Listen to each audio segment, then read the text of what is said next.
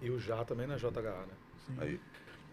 Boa tarde. Começamos mais um podcast, Márcio, décimo, para não errar de novo, porque o nosso diretor já deu uma puxada de orelha, 19ª edição.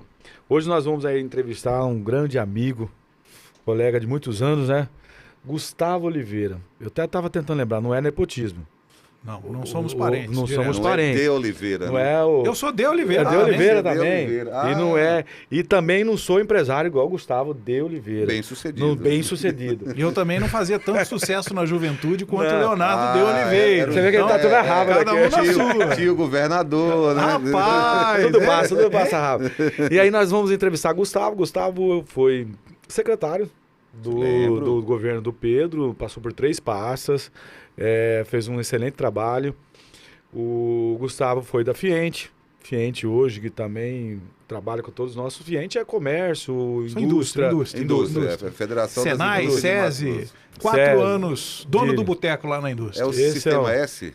Do Também Sistema é. S, a entidade que cuida da indústria. Da indústria. Como a FEComércio é do comércio, a FAMATA é da agricultura. E aí a gente vai começando, Gustavo. Aqui não tem moagem. E nós também estamos junto aqui, tá junto com a gente, Márcio, nosso amigo, colega. Dá uma olhada aqui na câmera aqui. O Gabrielzinho. Gabriel foi nosso... Gabriel é o suplente de vereador. Gabriel tem política no sangue, um apaixonado pela política, já foi candidato 2 vezes aí e tá na política, e é do grupo também. São um grande amigo nosso. Obrigado pela presença do Gabriel aqui, que na próxima ele vai sentar na bancada. A gente convidou, mas ele ficou como age, né? Ele falou que vai experimentar primeiro, ver como que é, porque senão aperta demais ele. Vamos torturar bastante ele aqui hoje. Vamos, né? Então, como a gente já começou, Gustavo, nós vamos começar a bater um papo. Economia. O Gustavo agora virou âncora comentarista da CBN, hein? Economês, né? CBN, hein? Você sabe que CBN é um projeto Globo, imenso, né? É um Globo. Né? Não é coisa grande. E agora só fala também de coisa grande. O Gustavo tá dando aí sua opinião na economia. Nós vamos começar, Gustavo. Começo de governo, confusão, bate-papo daqui, nego briga lá. Também é muito puxado por quem perdeu para ficar nessa situação toda. Como que você está vendo isso aí? É muito cedo de falar de economia, falar de novo governo, ou ainda você já tem alguma diretriz na sua cabeça, o que pode dar, o que não pode dar? Bom, primeiro, obrigado pelo convite. Agora nós vamos testar se aqui é sem Moad mesmo. Porque eu fui secretário de Estado, como você falou, presidente da Fiente, aí você tem que ter a tal da liturgia do cargo, né? Não pode ficar falando besteira, não pode dizer o que pensa, porque a sua opinião é a opinião da instituição.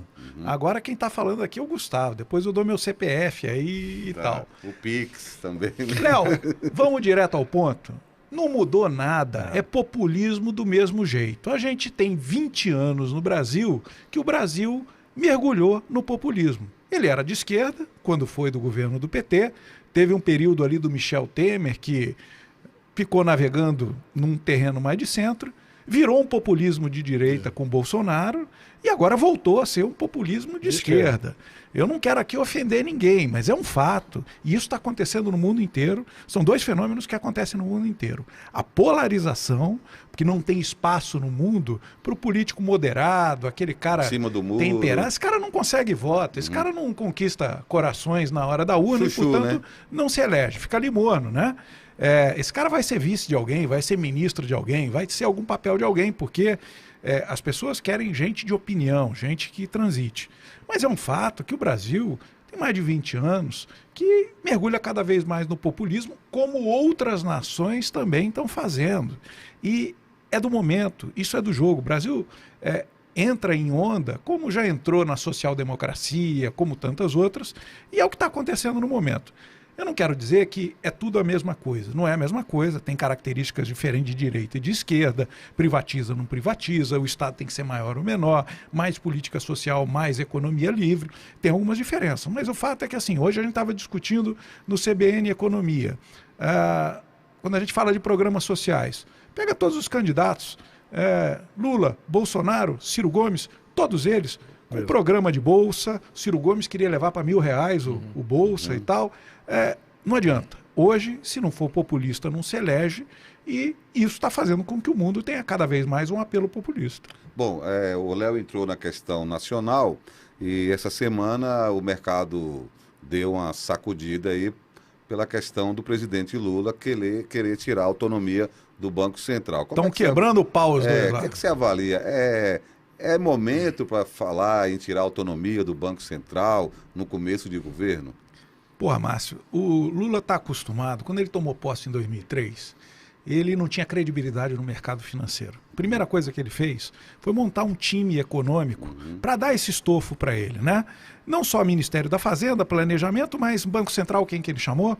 Chamou Meirelles. Ele chamou Henrique Meirelles, o cara era o guardião do arcabouço fiscal, da política de combate à inflação e tudo isso, acalmou a turma da Faria Lima, acalmou o mercado, e era um cara que jogava com ele, jogava com o Ministério da Economia. Agora, com a lei da independência do Banco Central e com o mandato do presidente do Banco Central, Roberto Campos Neto, ele vai ter que conviver durante o tempo do mandato dele com um cara que não é do grupo político dele, que não toca a mesma música que ele. Bom, semana passada ele já não gostou porque o Copom se reuniu, ele queria que o Copom abaixasse a taxa de juros no Brasil, que eu concordo, é alta pra caramba, mas tem uma razão para isso, porque a gente precisa combater a inflação está alta no Brasil, está destruindo a renda das famílias, está afetando principalmente as camadas que têm menos recursos da população, mas como fazer isso é uma outra discussão. Mas ele semana passada já não gostou, ontem saiu a ata do Copom, que deu um recado muito claro. O recado que disse foi: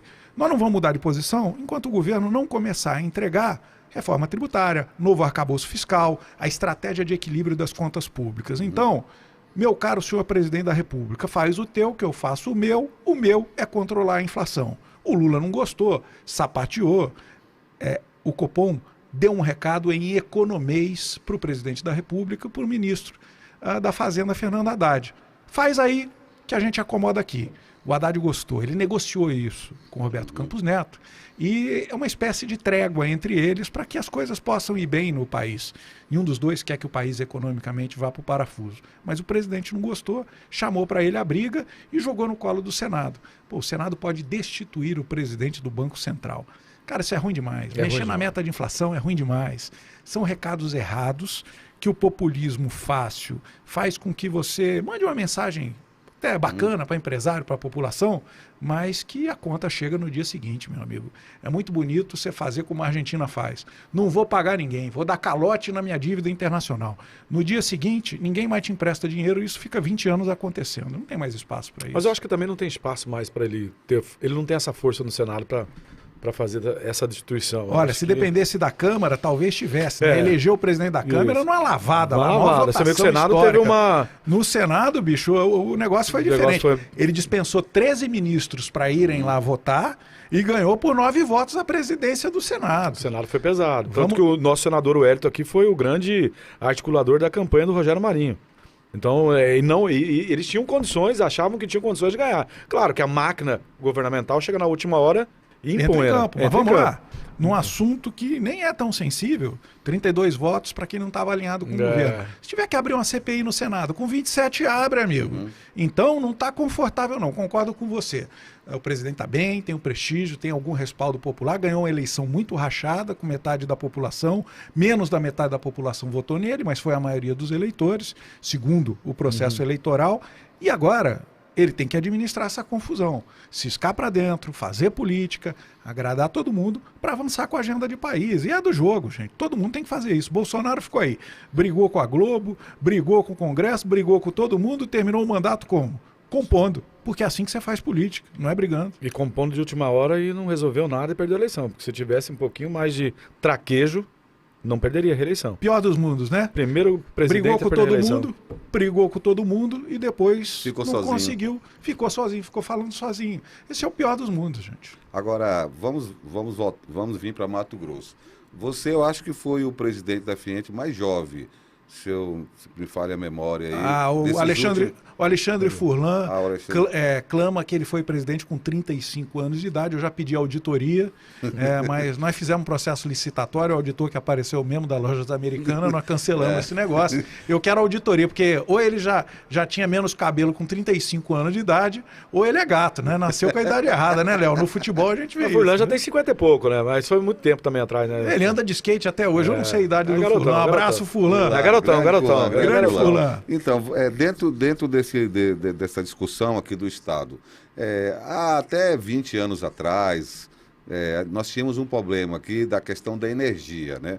As indústrias cobravam muito aí dos governos, que você queria avançar, mas tinha um problema energético. Hoje está superado, né? Hoje nós vendemos energias, né? Mas chega um outro problema, Gustavo, a mão de obra. Hoje nós estamos com escassez de mão de obra qualificada no Estado. O Estado está com um canteiro de obras gigante, tanto na área pública como na área privada, mas temos um problema de mão de obra. Essa qualificação, ela não está sendo a passo de tartaruga demais? Esse é um problema no Brasil inteiro, né? Faltam profissionais, né? E tem algumas razões para isso. Principal delas, o brasileiro, na média, ele tem que começar a trabalhar muito antes de concluir os seus estudos. Não conclui o ensino médio, quando conclui não faz um ensino técnico, não faz uma faculdade. Isso faz com que a gente fique para trás em escolaridade. Para que você possa fazer um bom curso, vamos falar do Senai, que eu conheço bem, para que você possa fazer um bom curso no Senai, você tem que ter ensino médio completo, mas não adianta ter só o diploma. Você tem que ter noção de matemática, de trigonometria, de interpretação de texto. E aí também a qualidade do ensino brasileiro caiu demais. Você tem profissionais hoje no Brasil que são improdutivos. Isso gera dois problemas. Primeiro, você precisa de muitos brasileiros para fazer o trabalho que poucos americanos conseguem fazer. O trabalhador brasileiro, ele é, em média, 25%, ele só tem 25% da produtividade do trabalhador americano. Você precisa de 4 brasileiros para fazer o que um trabalhador americano faz. Explico. O cara lá opera equipamento de alta tecnologia, tem alta produtividade, chega para trabalhar, está tudo organizadinho, certinho. Aqui no Brasil a gente tem uma série de problemas estruturais. E aí, claro, falta gente. E num estado como o Mato Grosso, gigante em produção, gigante em território, com 3 milhões e meio de habitantes, com baixa população, vai faltar gente. O caminho para isso é, primeiro, nós temos que qualificar e capacitar melhor os nossos trabalhadores, os nossos profissionais. Segundo, a gente tem que investir muito em tecnologia, em produtividade. O caminho é esse. Olha, isso é bom. Eu disse que o trabalhador americano ele é 4 vezes mais produtivo que o brasileiro. Isso explica o fato de que ele ganha 4, 5 vezes mais do que o trabalhador brasileiro. É claro, você produz mais, você ganha mais. E é esse o jogo. Meritocracia, né? E esse é o jogo que a gente tem que botar para jogar, entendeu? Eu acho que a gente fica muito preso numa discussão. Mas esse aí país. É o papel do Estado ou também da iniciativa privada, essa qualificação? Olha, é um conjunto de coisas. Primeiro, para o empresário poder investir, você tem que ter um sistema tributário que ajude ele a comprar equipamentos, investir mais barato. Você tem que ter linha de financiamento para o cara fazer isso. Ficar esperando ele juntar dinheiro para comprar um equipamento novo vai demorar a vida inteira, ele não cresce. Você precisa de políticas públicas para entregar uma boa escolaridade, ajudar as pessoas que não conseguiram concluir os seus estudos, que a gente chama de EJA, né, Educação de Jovens e Adultos. Conversei ano passado muito com o governador Mauro Mendes, montou uma belíssima estratégia de educação de jovens e adultos no estado, que é para ajudar essas pessoas que tiveram que começar a trabalhar cedo, assumiram uma família, as mães que tiveram filhos cedo, não puderam continuar os estudos. Quanta gente a gente conhece assim, cara?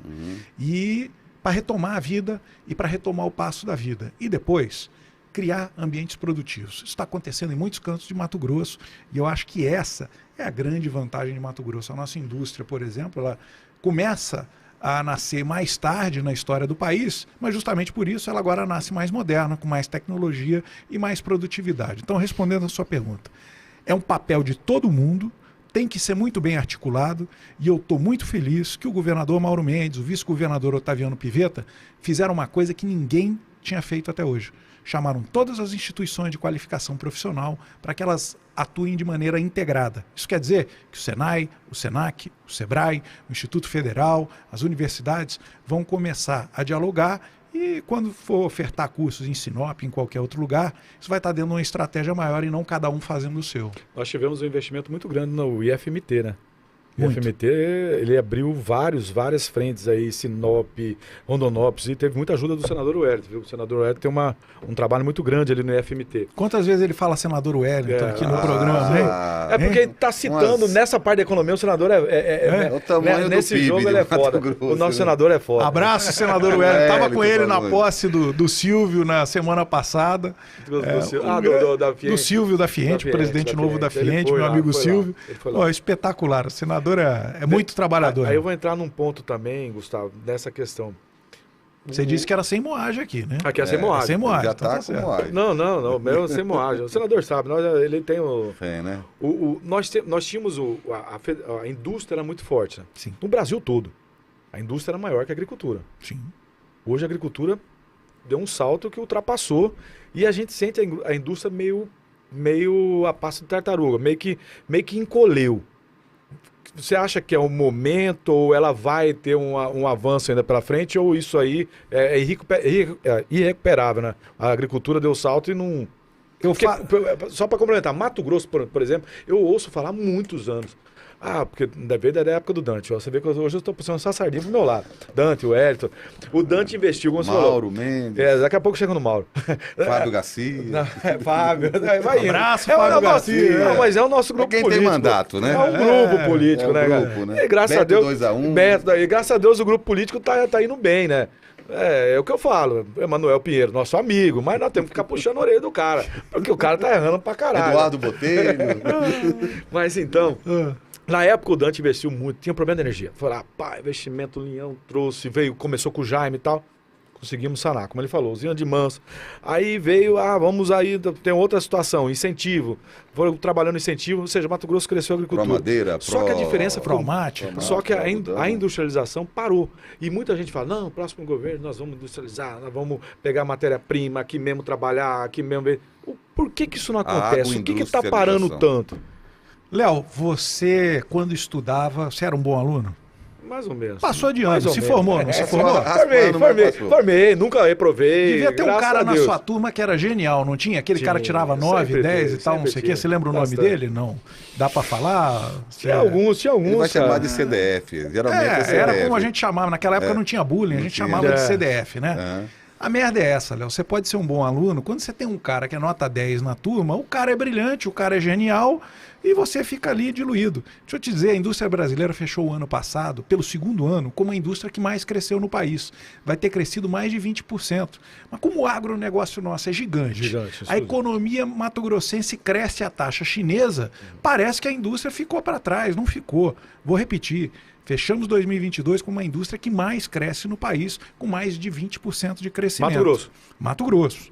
Agora, por que a indústria brasileira fica para trás?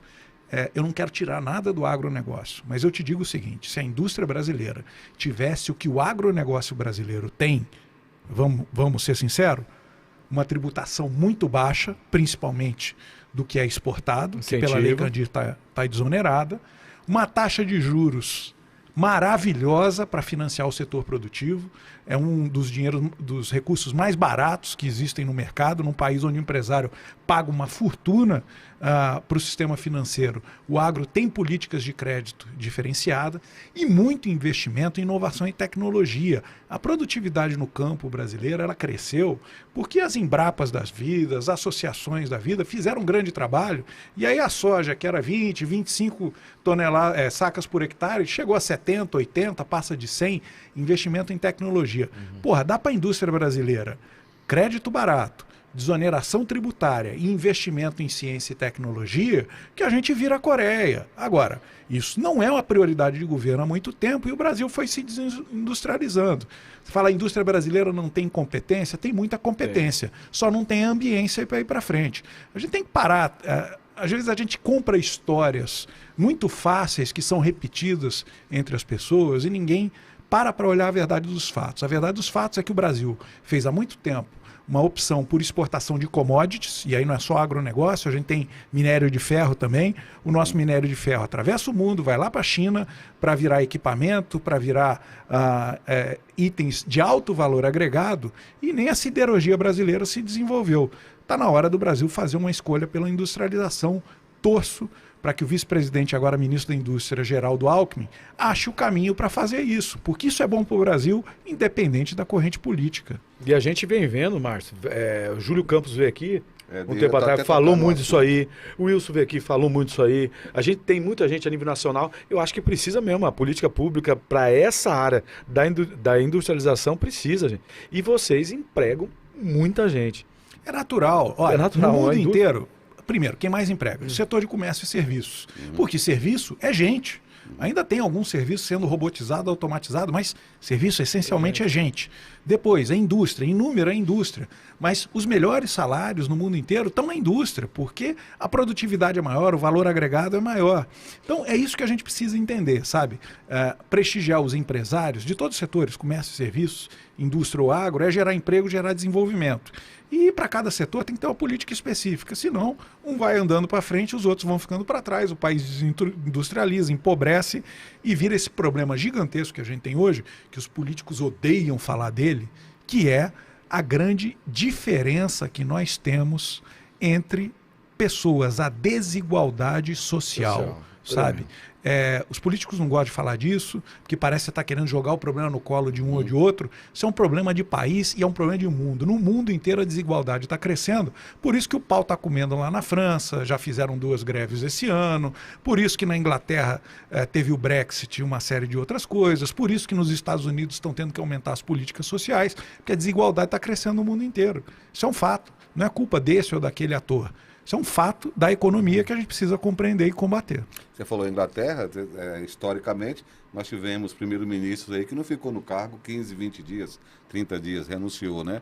Por conta de uma questão econômica lá, da moeda lá, né? Exatamente. O primeiro-ministro lá, esqueci o nome dele, o cara foi ministro da Economia, um cara... O cara preparado, né? Não vai, porque assim, o plano econômico não atendia a maior parte da população. E aí, desculpe, o Brexit... E toda essa confusão também foi feita porque na Inglaterra, como no mundo inteiro, é o populismo que está em alta. Gustavo, a gente falou agora há pouco, o Júlio Campos esteve aqui, o Wilson Santos esteve aqui, os 2 deputados, e o Júlio disse que tem um projeto que ele vai colocar para apreciação lá pelos pares na Assembleia, que é que hoje você tem, em Mato Grosso, você tem nichos, você tem bolhas de desenvolvimentos. E você tem locais aqui que existe uma carência de tudo. Vamos citar. Você tem ali Sorriso, Lucas, Mutum, que é o Brasil do agronegócio, que é visto pelo mundo inteiro. Mas você tem aqui a Baixada Cuiabana, que não tem nada. Praticamente vive aí de salários empregados na máquina pública. O Júlio acha que é possível você deslocar um pouco essa matriz motora da economia do agro para trazer pelo menos alguma coisa aqui para a Baixada Cuiabana, uma fábrica de couros, enfim, tirar um pouco, porque lá já está bem assistido, e trazer um pouco para cá para gerar mão de obra e gerar emprego. É possível? Bom, tem condições, uma cidade como Poconé, como Mas é grande, é uma cidade industrial, mas né? não tem indústria, né? Tem garagem de carro, né? Desculpa aí. Primeiro vamos deixar claro, né? Eu acho que em grandes adensamentos populacionais, você tem que ter uma estratégia que é de geração de emprego. Ela não é tanto uma estratégia de grande desenvolvimento econômico. O que eu quero dizer com isso? Talvez você pegar o nosso algodão e industrializar, fazer fio, tecido, malha, seja muito importante do ponto de vista econômico, mas isso hoje é tudo robotizado, gera pouco emprego. Onde é que está o emprego? Nessa cadeia têxtil, que é muito importante no Brasil inteiro. Na confecção, que você tem costureiras, você tem trabalhadores no mundo inteiro fazendo isso, é só ir lá para a Ásia, ver o potencial que isso tem de geração de emprego, e no comércio, claro.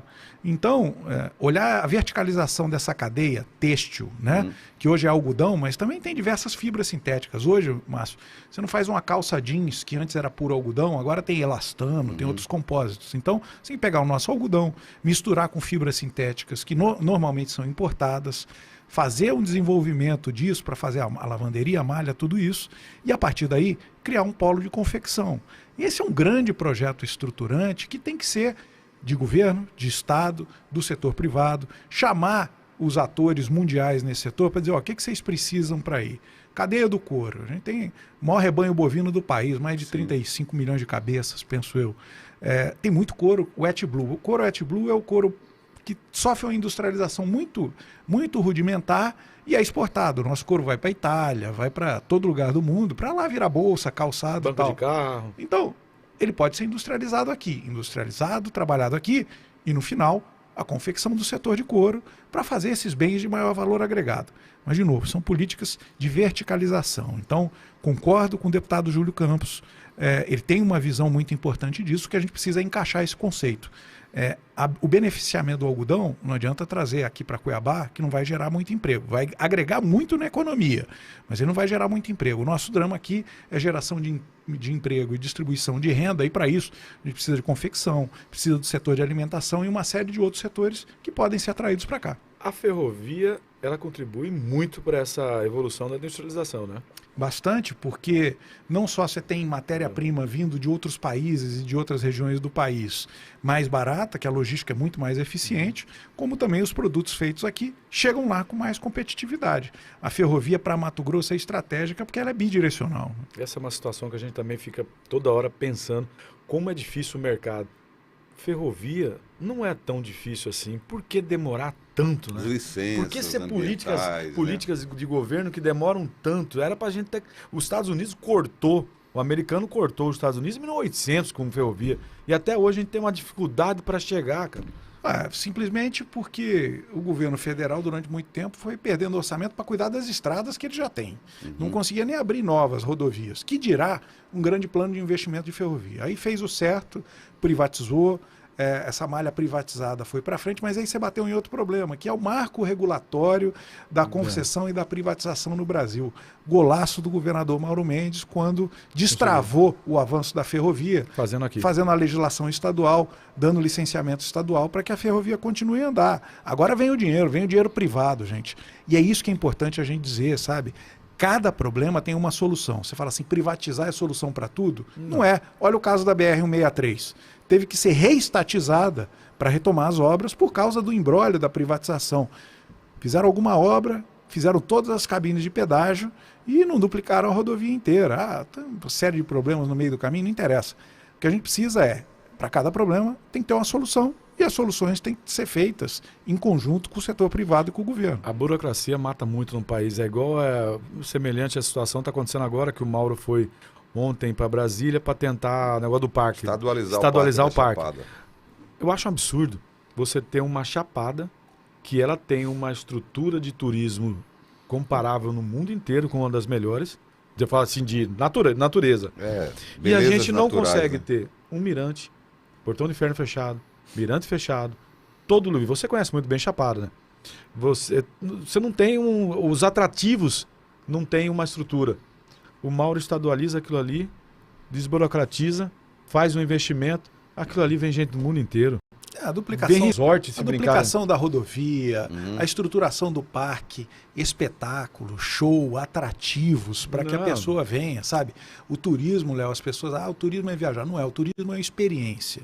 Se você tem uma experiência agradável na viagem, na hospedagem, na alimentação, nas opções de diversão que tem naquele lugar, você conta para outro, recomenda e volta, né? Agora, você vai ter uma experiência ruim, não tem infraestrutura nem nada, você não só não volta, como não recomenda para ninguém. Então, tá certíssimo. Tem que fazer o trabalho de casa para que a gente possa avançar com o turismo. O estado que é tão bonito e o ecoturismo está bombando no mundo inteiro, né? Não tem razão para a gente não explorar melhor isso. A Fiente, o setor de turismo faz parte dela? Não, né? Não, está na FEComércio.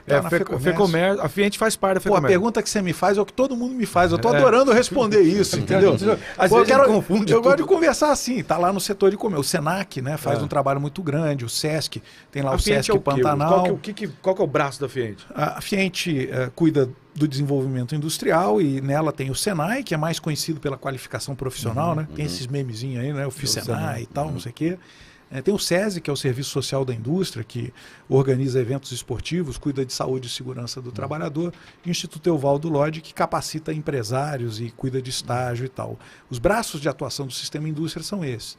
Comércio e serviços estão lá na FEComércio e o agro está principalmente no sistema FAMATO, com o Senar e tal. Então, são 3 segmentos econômicos que fazem parte aí do sistema S, como o Sebrae faz também e tal. E aí, Léo, Você fala, pô, turismo tem a ver com indústria? Tem tudo a ver com indústria, porque hoje o turismo de negócios é muito forte no mundo inteiro e o turismo empresarial pode trazer para Mato Grosso um conhecimento sobre bioenergia que nós temos em Mato Grosso, sobre oportunidades de produção de alimento, desmistificar esse negócio de que a gente devasta a natureza, a gente preserva 62% do nosso território.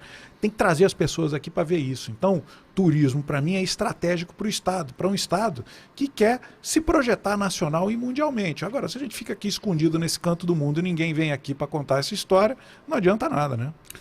Gustavo, a gente estava falando da ferrovia, que é esse marco aí na economia, no desenvolvimento econômico do Estado, a partir do momento que ela chega, ela já está em Rondonópolis, né? E muitos se diziam, à época, que a ferrovia não chegava a Cuiabá, porque Cuiabá não tinha nada o que exportar. A ferrovia até brincava, vai levar Piqui e Bocaiúva.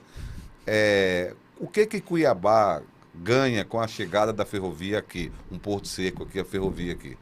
Bom, primeiro, olha, é claro que o grande volume de transporte dessas ferrovias vai estar ligado ao agronegócio, porque é só andar pelas estradas que você vê que o grande volume é de commodities agrícolas. Você cata soja na mão, abrindo vidro. Exatamente. Agora, te pergunto o seguinte, não é no grande volume que está o alto valor agregado. Você ter boa logística, como tem com a ferrovia, te favorece muito fazer produtos de maior valor agregado.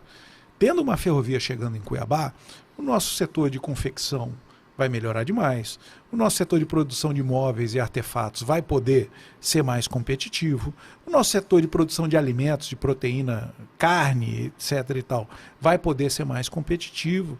A gente vai ter infinitas oportunidades de produzir e enviar isso para os grandes centros consumidores do país.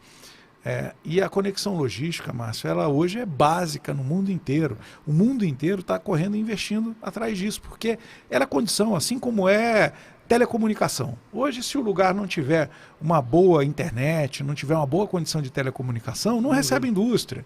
Se não tiver uma qualidade de vida agradável naquela localidade, ninguém quer ir trabalhar naquele lugar. Se não tiver segurança, se não tiver educação para os filhos, as pessoas não querem mudar para aquele lugar. Então, o que eu te digo é o seguinte, tudo isso é uma condição básica para que você possa atrair grandes empresas e, com isso, ter profissionais que queiram ir morar nesses lugares. E a gente perdeu muito de aproveitar isso, porque, olha, as grandes cidades, os grandes centros urbanos viraram um inferno. A pessoa demora 2, 3 horas para chegar no trabalho, chega cansada, estressada, problema de segurança. Cuiabá e diversas outras cidades de Mato Grosso ainda são lugares fantásticos para se viver. Dá para atrair para cá grandes empresas, desde que a gente tenha as condições para isso. Hidrovia, por que a gente tem esse problema com hidrovias? Nós temos rios navegáveis aqui, é uma questão mais ambiental, porque o que vem discutindo de hidrovia nesse estado faz muitos anos, né? Márcio, acho que o grande ponto aí da hidrovia é que a tecnologia de transporte hidroviário evoluiu demais. Hoje você tem barcaças que navegam com precisão de milímetros. E as pessoas ainda acham que é um monte de barquinho andando pelo rio que vai topar no barranco, que vai agredir o meio ambiente, que vai não sei o que. A tecnologia evoluiu demais, como evoluiu em diversos outros setores, sabe? Acho que a gente tem que fazer uma discussão dentro do novo contexto. Vamos lá, antigamente qual era a imagem que você tinha da indústria? Pensa assim, você tem que desenhar uma indústria, você está na escola, você é uma criança, tem que desenhar uma indústria. Aquela chaminé cuspindo fumaça, não é isso? Poluindo. A indústria hoje não tem mais fumaça, gente. O Distrito Industrial de Cuiabá ele foi construído ao sul e longe do centro de Cuiabá, porque as indústrias naquela época tinham emissões, soltavam fumaça e poluíam os rios. Não tinha sistema de tratamento de água e você sujava a água do rio. Todo o distrito industrial da década de 1970, ele foi feito depois da cidade e num sentido onde o vento levava a fumaça para longe. Isso hoje já não é um problema, sabe? Então, discutir hidrovia, discutir mineração, discutir diversas outras coisas, a gente tem que tirar conceitos antigos da nossa mente. Eu estava essa semana conversando com um repórter sobre mineração. Perguntei para ele, falei assim, qual é a imagem que vem quando a gente fala mineração na sua cabeça? Pô, é um garimpo. Natural. Mato Grosso foi colonizado por bandeirantes que vieram para cá atrás do ouro. E o garimpo é o estereótipo da mineração em Mato Grosso. Se você for numa mineradora, está muito longe de ser um garimpo. Talvez em Minas Gerais, Léo, seja o minério de ferro, que é a imagem da mineração, né? E assim a gente vai pelo mundo inteiro. A gente tem que parar de discutir coisa que a gente acha e trazer técnicos para discutir o que realmente é. E eu digo a você com toda a segurança, a hidrovia não só é um meio muito econômico de escoar a produção, como ambientalmente é um golaço quando você tem a disposição de uma hidrovia. A gente precisa começar a destruir esses mitos aí que estão ancorados em crenças da década de 1970. Existe essa discussão lá dentro da federação? Sim. Existe trabalhos, existe estudos? Toda a logística, primeiro com mais eficiência, mas principalmente com uma pegada verde, com menor emissão e com mais responsabilidade, ela é muito debatida, muito bem-vinda. E vamos lembrar outra coisa, né? Aqui em Mato Grosso a gente não tem, por exemplo, poço de petróleo, mas nós temos os campos produzindo soja, milho, cana, para fazer biocombustível. O mundo inteiro está falando em despoluir, descarbonizar a sua economia. A gente sempre reclamou aqui que não tinha poço de petróleo em Mato Grosso, né? É uma brincadeira, né, Léo? Você lembra? A gente falava assim, pô, Texas. eu queria achar um poço de petróleo no meu quintal, né? Pô, Nos Estados Unidos era assim, todo quintal, aqui não tem. Os sheiks árabes do futuro, eles não estão lá no Golfo Pérsico, onde tem petróleo.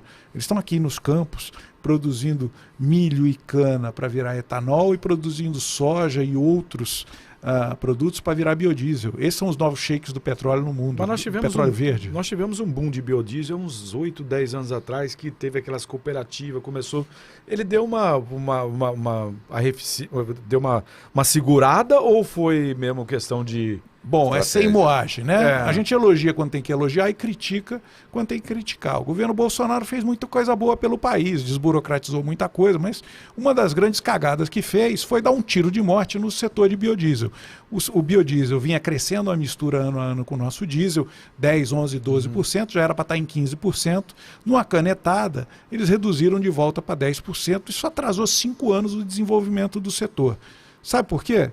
Simplesmente para que o diesel pudesse, naquele momento, ficar mais barato. Ano eleitoral. Mas não era mais fácil você fazer uma política pública de apoio ao preço do biodiesel, como tem para tanta coisa, para preço mínimo de milho, etc. e tal, do que você matar o desenvolvimento Isso segurou do o mercado setor? demais. Isso reduziu, fez com que as empresas ficassem com 50% de capacidade ociosa em muitos casos, muitas fecharam, e agora eles tentam retomar a trajetória para chegar no B15 e no B20, enquanto na Europa, eu estive lá, os caras estão discutindo 100% biodiesel nos equipamentos.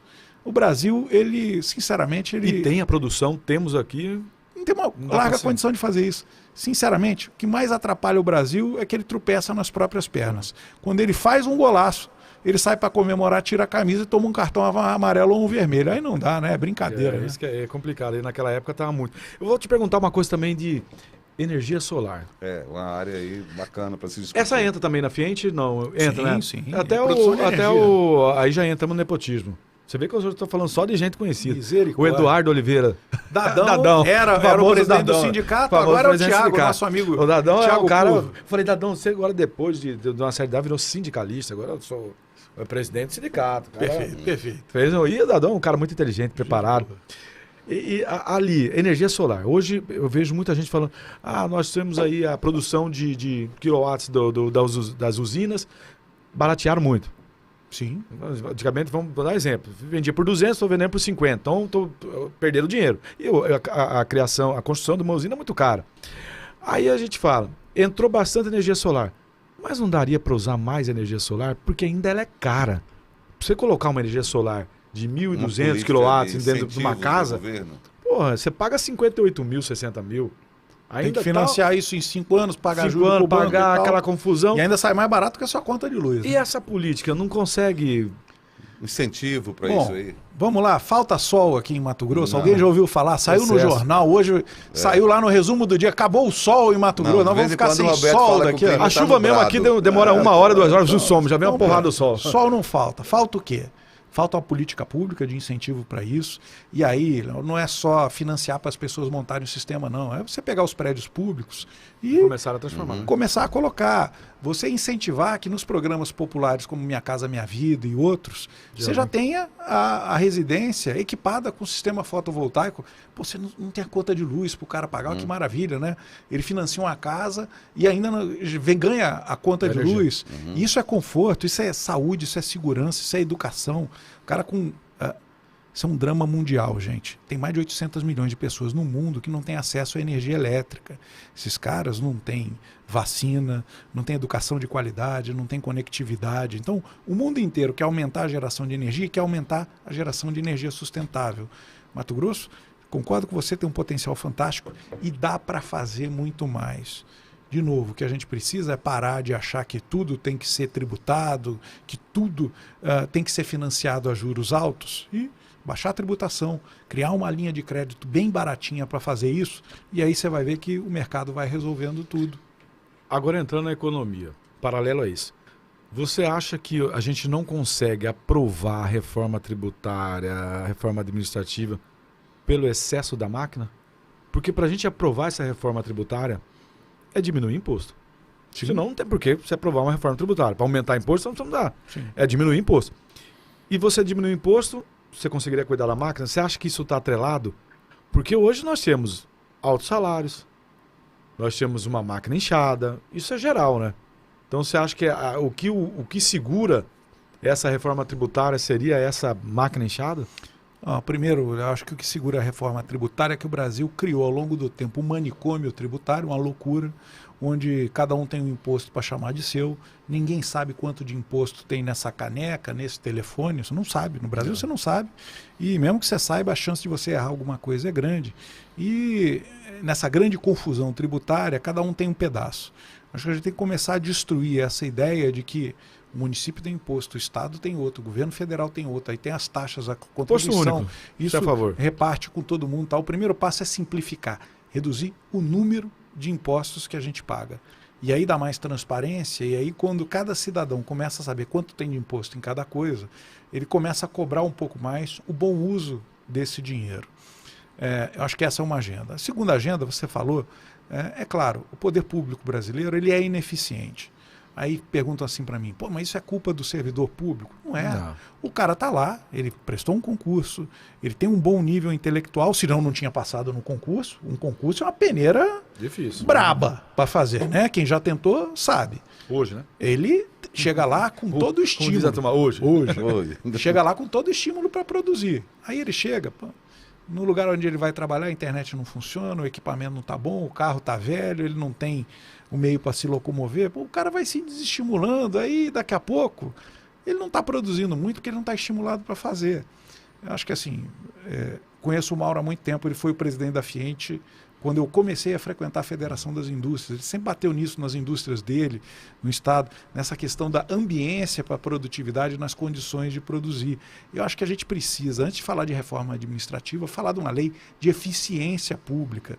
Não adianta ir aumentando o número de pessoas, a gente tem que ir reduzindo a ineficiência do Estado para que quem está lá ganhe bem, ganhe um salário justo e possa ir. E tem um ambiente de trabalho. O que eu dou exemplo é o seguinte, você tem lá uma fila de papel que não anda porque falta gente para carimbar. Aí a solução clássica é põe o outro lá para carimbar, ao invés de se perguntar se precisa mesmo daquele carimbo. Se existe uma fila por causa de um carimbo, a primeira coisa que você tem que perguntar é, eu preciso desse carimbo? Se não precisa, elimina o carimbo que a coisa anda. Agora não, no Brasil você contrata o segundo, o terceiro, daqui a pouco tem uma sala de gente carimbando... Carimbo. E ninguém sabe para que aquele carimbo serve. Vamos pegar um exemplo aí? De novo, a gente elogia quando é bacana. O governo Bolsonaro fez um baita negócio. O documento do teu carro era emitido em papel moeda. Você tinha que todo ano ir lá, né? O pessoal da indústria de papel moeda adorava, o Detran era um grande cartório e tal. Agora você paga o teu IPVA, imprime na impressora ou anda no celular, você anda com o documento do seu carro. Eu não ando com o documento mais. Aqui meu celular. Meu celular, num cartão, nada. Eu me lembro, um dia com o ministro das cidades, que era o Bruno Araújo, lá em Brasília, no governo Temer, disse para ele, falei, ministro, faz um favor para mim, sou ministro das cidades, se eu sou o mesmo, se o meu carro é o mesmo, por que todo ano eu tenho que ir ao Detran e emitir o documento de novo no papel moeda? Ele disse, isso é um negócio difícil de quebrar no país, porque é uma grande roda econômica girando. Verdade seja dita, governo Bolsonaro acabou com isso. E aí a gente não volta atrás, né? Ninguém mais quer o papel moeda para documento de carro. É bacana isso. De novo, gente, eu elogio quando tem que elogiar e me permito também criticar quando eu acho que tem que criticar. Bom, nosso tempo já está quase e tem compromissos aqui. Vamos falar um pouco de política, porque você também é um ator político. Você assumiu cargos no governo, foi secretário de Estado e, óbvio, você discutia política ali, mesmo uma política mais técnica, mas Gustavo tem pretensões políticas? Isso não é para mim. Vou te dizer por quê. Primeiro que eu realmente acho que a política no Brasil ela precisa ser feita de maneira intensa e exclusiva. Eu tenho atividade empresarial, eu tenho uma série de outras questões que não me permitiriam ser um político em tempo integral, fazer isso com toda a dedicação que precisa ser feita. Então, Márcio, eu seria um péssimo político sem essas condições. Mas mais do que isso, eu acho que tem diversas maneiras de você contribuir na sociedade. Claro que a gente precisa de gente boa na política, bons nomes para ser prefeito, governador, presidente, deputado, etc. e tal. Mas se você ficar pensando que você precisa ocupar uma posição para fazer o bem para a sua sociedade, aí, meu amigo, você não vai ajudar na sua igreja, você não vai ajudar no seu bairro, você não vai fazer nada. Eu sempre digo, estou à disposição de todos os políticos, de todas as pessoas. Foi assim quando eu estava no governo, foi assim quando eu estava na Federação das Indústrias. Estou à disposição para ajudar qualquer pessoa que, de maneira bem intencionada, queira ir adiante. Mas a gente precisa reconhecer, esse não é o meu papel na sociedade. E olha, eu me preocupo muito, eu acho que a gente precisa estimular que boas pessoas queiram fazer a boa política. A gente tem bons nomes em renovação, né? Nosso amigo Fábio Garcia é uma dessas pessoas, né? Ficou, acho que 3 meses no Senado ano passado, passou uma lei que desonerou a energia para muita gente usando um crédito que as concessionárias já tinham. Fabinho agora está coordenando a bancada da agricultura, né? No Congresso Nacional. Estou citando o Fabinho, podia citar diversos outros aí da política nacional. Eu acho que é algo que a gente tem que estimular.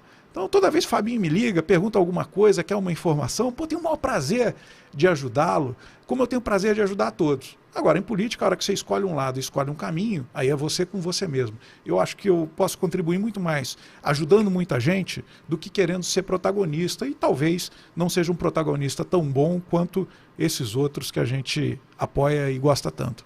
E política também, tudo é seu momento. Nunca você pode falar dessa água no beberê, né? Amanhã ou depois vem, um convida aqui, aperta ali.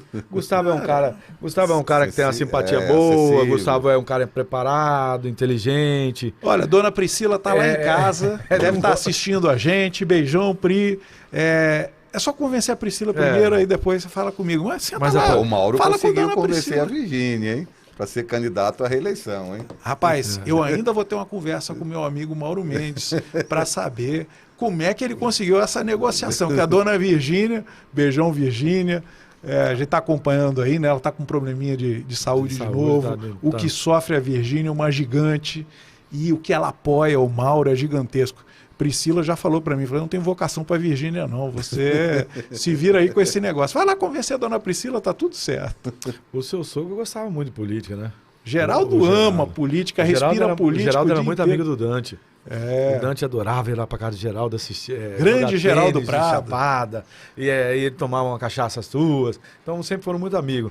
E desde o começo. Se não me engano, o Geraldo, ele fazia parte do grupo Brasa. Juventude Brasa? Juventude Brasa. O Dante tinha um grupo que começou a discutir política. E eu acho uma coisa interessante. Que é assim, vamos começar a discutir política. Aí participavam vários amigos, chamavam Juventude Brasa. E discutiam política. É o que o Gustavo falou, tá falando uma coisa séria. Eu não preciso ser candidato para me entrar na política, ter mandato.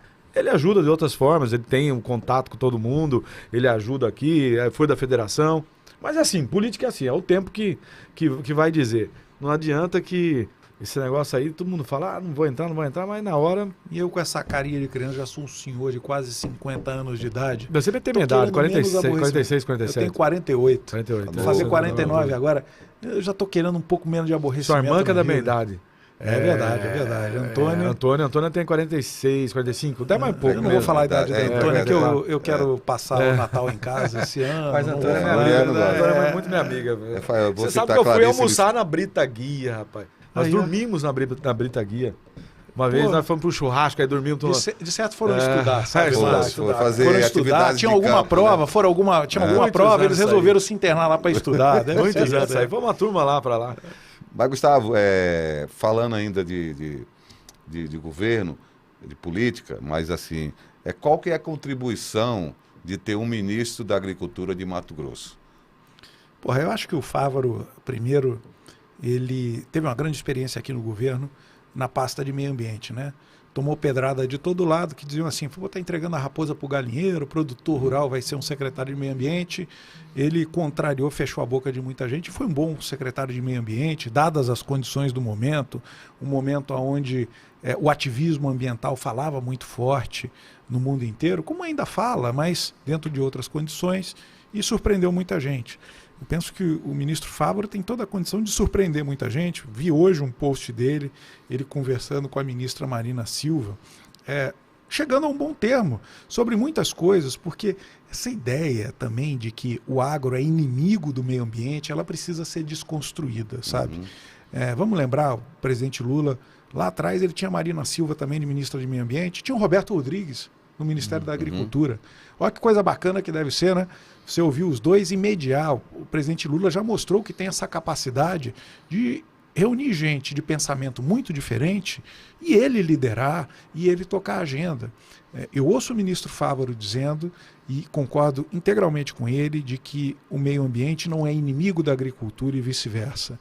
Eles têm que formar uma parceria, uma aliança, porque a gente tem que alimentar o mundo, a gente tem que produzir energia, que é de outra pasta do Ministério do Meio Ambiente, mas tem que fazer isso com sustentabilidade e mostrar para o mundo, sabe? Então, o pessoal do meio ambiente tem que parar de apontar o dedo para o agro, dizendo que o agro é só devastador, e o pessoal do agro tem que parar de apontar o dedo para o pessoal do meio ambiente para dizer que vocês não querem progresso. Todo mundo quer isso, e faço votos de que ele consiga essa articulação, que era muito importante para o país e para o mundo, sabe? E para Mato Grosso, pô, bacana demais, né?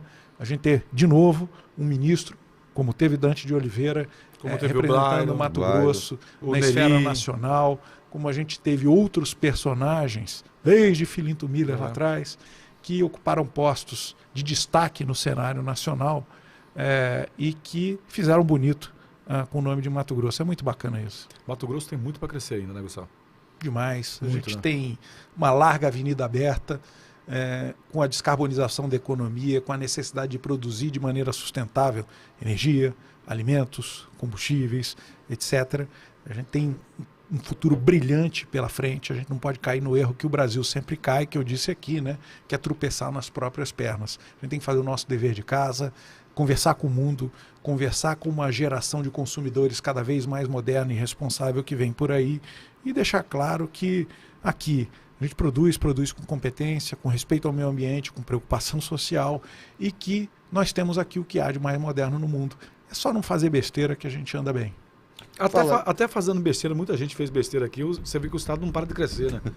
Eu tenho um tio meu que é empresário, ele faz isso aí. Aqui a turma pode até cagar no negócio, mas não adianta, o Estado é tão grande que ele cresce. É fértil para tudo. Fértil. Falando essa questão do público e do privado, tem um ditado aí que alguns empresários, não são todos, que falam assim, se a classe política não atrapalhar, já está de bom tamanho. Existe mesmo essa falta de conectividade entre o público e o privado?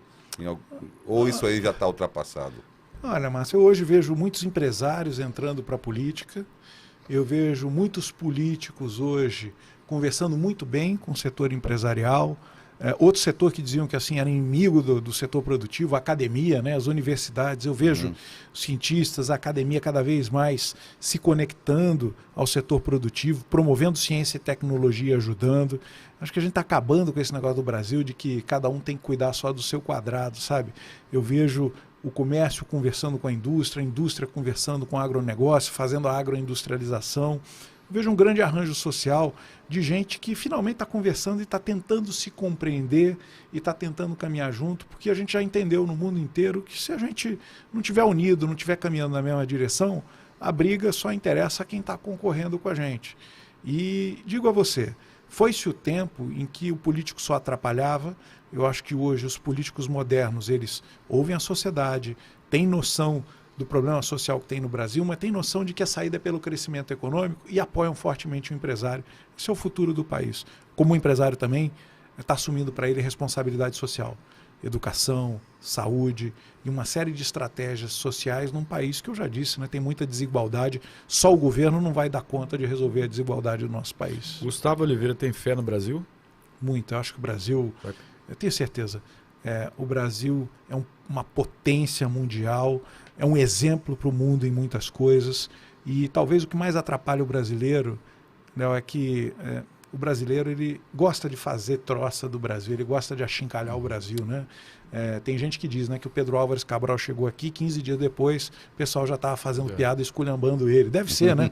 O brasileiro ele tem um problema de idolatrar os seus ídolos, né? A internet está aí. Você vê, nosso Flamengo perdendo lá do Al-Halal. A turma começa a piada, coisa assim de uma atrás da outra. Falei, cara, não é possível, cara. A pessoa é tão rápida, cara. Não, e torcendo contra o Flamengo, mas assim, então, o Flamengo tá jogando com o time teve uma que o fora cara falou do assim, Brasil, né? Fui mijar e balancei meu pau, gol do Al-Hal. Cara, não é possível. Cara, como que os caras inventam o trem? Pô, mas a gozação faz parte do futebol, né? Não, mas é Futebol muito sem gozação. rápido, cara. A mente... Essa síndrome de vira-lata, o Nelson Rodrigues falava isso, a né? mente do brasileiro é muito fértil pra isso, cara. Como a turma Fico puto. Eu vou pra fora do país, aí chega lá, tem um brasileiro falando mal do Brasil. Eu falo, cara, mal você fala em casa. Igual em casa, né? Você briga com o irmão, esculhamba o irmão, mas vem um de fora e mexe com o teu irmão, você fala, pô, peraí, meu amigo. Aqui só o cara eu é meu posso, irmão, hein? deixa eu, ele aqui, a gente briga e se entende. O brasileiro tem que ser assim, cara. Tem que ir pra fora do Brasil e falar bem do Brasil. Falar das coisas do Brasil. Agora vai pra fora do Brasil, fala mal do Brasil, o gringo olha e fala, pô, o cara acha que o país dele é uma merda. É igual a gente tem amigos que moram em Portugal, nos Estados Unidos, o cara tá no WhatsApp, porque todo mundo no WhatsApp hoje interligou o mundo inteiro, né? Aí começa a campanha, não, porque é só ladrão no Brasil, roubando. Porra, você nem mora aqui, cara. Pô, você nem mora aqui, cara, você tá... Então, eu acho que é isso que você falou. Nós brasileiros precisamos falar mais bem da mais nossa pedigree, casa. né? Eu tenho uma campanha, acho que para cada brasileiro que saiu do Brasil, dizendo que saiu do Brasil porque o Brasil era uma merda, a gente tem que dizer que o cara foi expulso do Brasil porque ele estava contribuindo negativamente para o crescimento da nossa sociedade. Quem tomou o bico foi ele. Pronto, aí a gente iguala o jogo. O ruim era você, nós estamos expulsando os ruins, por isso que esse cara saiu daqui. De você, né? Exatamente. Pronto, aí tá resolvido. Ou o cara sai para falar bem, a gente diz, não, mandamos ele para ser o embaixador do Brasil, ou se ele sai para falar mal, a gente diz, a gente expulsou ele daqui que esse cara tava atrapalhando esse merda aqui. É mania de meter a boca, cara. É mania de meter a boca. Esse é o grande problema do Brasil. Mas o Brasil, para mim, vai crescer, não tem jeito. Independente de governo A, governo B, né? Quanta merda esse país aguenta, né? Não, esse país já levou porrada, né? Pô, hein? Já levou trombada demais. Rapaz, eu tenho uns amigos gringos para explicar o Brasil pro gringo, e ele olha e fala assim, rapaz, não é possível. Não só é possível como... Aqui não tem terremoto, Brasil, aqui não tem maremoto, mas... No Brasil, existem uns sites na internet, uns grupos que falam da chamada Brazilian Culture, né? O conceito brasileiro cultural, né? Um país, eu estava dizendo hoje numa oportunidade, um país onde, coitado, um cara não viu um elevador, caiu no fosso, abriu a porta, não viu que o elevador não estava lá, caiu no fosso do elevador. Aí um político teve uma brilhante ideia, porra, vou fazer uma lei para botar uma placa na porta do elevador dizendo para você olhar antes de entrar no elevador para ver se ele está aí. Caramba, Márcio, o cara não viu o elevador inteiro, vai ver uma placa, pelo amor de Deus, cara. Vamos comprar placa. Mas o político adora placa, né? Pô, hoje descobri, eu estava numa conversa com empresários do setor de combustíveis, Nelson falou para mim, tem 27 placas, eu acho que ele falou, que são obrigatórias, são 20 e tantas, num posto de gasolina. Me diga uma placa dessa, se você lembra de alguma dessas placas. Tem tanta placa. Só do preço a gente olha. Essa é a única que a gente olha, né? O resto você não olha, não. Mas diz ele tem 20 e tantas placas que o dono do posto tem que botar lá. Pô, aí é brincadeira, né? Eu sempre... Uma vez o doutor Gabriel Novice falou para mim, falou, Leonardo, a gente conversando, quando eu ganhei a eleição do vereador, ele falou assim, falei, lei, ele falou, não preocupa com lei. Lei já tem demais. Você precisa agora, vocês precisam, como fala, vamos dizer, fazer um resumo dessa lei e fazer com que o povo cumpra. Porque todo mundo que chega lá quer projeto de lei. Aí vai inventando. Hoje você tem ali não sei quantas mil leis em Cuiabá, que 70% dela não é cumprida. E olha, tem mais cidadania, né? Eu falo, porra, um país que você tem que fazer uma lei para pedir para alguém levantar do ônibus porque tem um idoso ou tem uma grávida querendo sentar. Falta um pouco também falta civilidade, né? Tem que dar um senso de cidadania pro brasileiro também. Agora, você é criado num país onde impera a lei do cão, onde é cada um por si, Deus salve todos. Faroeste caboclo. O cara vai desenvolvendo um instinto de sobrevivência, ele não quer facilitar para ninguém, né? Então, meu amigo, também a gente precisa resolver isso. Devolver o Brasil para os brasileiros é dar cidadania para o brasileiro, né? Opa, papo muito bom. Acabou? Acabou, a gente poderia. Pô, a cerveja tá tão boa aqui, que pena que acabou. 1 hora, 2 horas conversando com o Gustavo. Gustavo, uma pessoa com a visão além, né? Além de Mato Grosso, além do Brasil, um quadro aí no grupo empresarial, no setor empresarial. Não é à toa que foi o presidente da Fiente mais jovem, né? Há uma briga com o Alexandre Furlan. Mas pelo menos cabelo ele tem. Furlan não tem cabelo mais. Mais cabeludo eu garanto que eu sou. Foi um prazer, esclareceu aqui algumas coisas que a gente tinha dúvida, né? A questão de mercado, da agroindustrialização. Espero que em uma próxima oportunidade você possa vir aqui para a gente discutir outros temas. Vamos esperar a famosa lua de mel do governo Lula, né? Eles falam 100 dias de governo, né? Porra, não vai ter isso não, já acabou. A lua de mel é curtinha. Já tá apanhando. O Haddad, será que aguenta os 4 anos? Acho difícil. Né? Não sei, mas o tempo que ele aguentar ele vai sofrer. Tem um livro, O Pior Emprego do Mundo, do Dr. Thomas Trauman. Eu vou mandar de presente para você. Conta a história de todos os ministros da economia do Brasil, desde Mário Henrique Simons. Você vai ver que assim, no começo é uma maravilha, no final é uma merda. Então, é o destino do Haddad. Você não consegue aglutinar todo mundo. Foi o grande mundo. Ministro, né? Mas depois virou... Cara, e vamos convidar também, Gustavo faz parte da casa...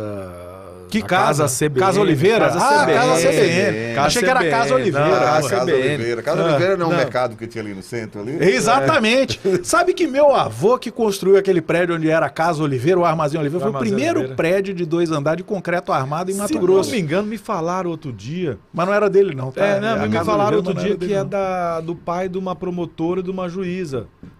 Aquela promotora, Fanny Helena, parece que era o pai dela. Me falaram que era dele. Histórias porque todo mundo fala né? que era nossa. É da Oliveira. Não, nunca teve nada. Boa história para você contar. Nós fazemos um quadro, eu, Márcio, Patrulha Expedição. Expedição Cuiabás. Porque a gente pensou, falou, a gente tem tanto quadro que fica aí aquela mesma coisa. Então nós saímos mostrando só coisa ruim, nós estamos saindo contando a história dos bairros de Cuiabá. A gente vai lá no Santa Isabel, quando fundou, conta a história. Né? Porque aí você mostra a história de Cuiabá. Nós fizemos 40 bairros, nós vamos começar a retomar ele agora. Né, você já fez na guia, não? Já fiz na guia. Já fiz na guia. Roberto França falou um negócio ontem, que foi até bom tocar no assunto aqui. A Popular e a Cidade Verde foram os 2 projetos de Coab aqui em Cuiabá. Primeiros. E a gente não fez a... Cidade Verde a gente fez, não foi a Popular. É que um fato curioso, aquela ponte de ferro que tem na guia, igual essa ponte de ferro que tem aqui no Cochipó, elas são irmãs gêmeas, elas vieram da Inglaterra, né? Da Inglaterra, porque no Brasil não tinha siderurgia para fazer esse tipo de ponte, eles vieram de lá para cá. Olha que coisa bacana. E já vamos criticar, viu, Márcio? Hoje eu encontrei um rapaz da guia, pediu pra gente ir lá, a ponte, ali onde tinha a peixaria do nosso amigo, até do Jô, até que a gente entrevistou. Parece que a prima dela quer a cópia a prima dele quer a cópia da entrevista, pra guardar lá pra família. Eles abandonaram tudo, tá tudo abandonado, cara. A ponte tá se destruindo. Aquilo ali é... Tem que fazer a madeira de novo. Irmã gêmea dessa ponte aqui do Rio Cochipó. Vocês têm uma história na guia, né? Vocês estão lá há quantos anos já? A empresa já tem quase 75 anos lá, terceira geração. Eu sou a terceira geração. Começou em 1953. Tá aí, 70 anos.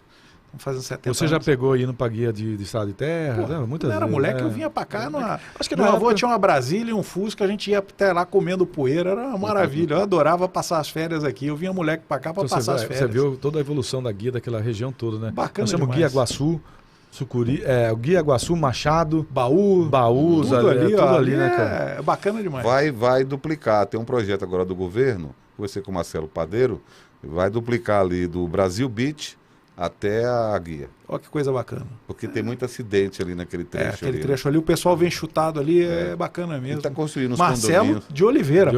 Nosso parente tá também. Não, aí olha como que eu falei. Também dizer que Oliveira é parente no Brasil é brincadeira, né? Aí até a hora que eu tava no telefone aqui, tava ligando pra mim, Gustavo Oliveira. Eu falei, porra, cara, o cara tá... Aí eu fui ver, Gustavo...